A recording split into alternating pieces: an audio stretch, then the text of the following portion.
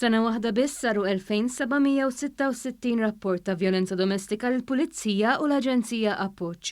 Dan ħareġ minn rapport tal-Uffiċċju Nazzjonali tal-Istatistika għas-sena 2018. Minn dawn ir-rapporti aktar minn 2200 persuna li allegatament esperjenzaw vjolenza domestika fiċċew l-għajnuna ta' wieħed mis-servizzi li hawn disponibbli. L-NSO spjega li meta mqabbel ma' sentejn qabel in-numru ta' persuni li fiċċew l-għajnuna żdied b'26%.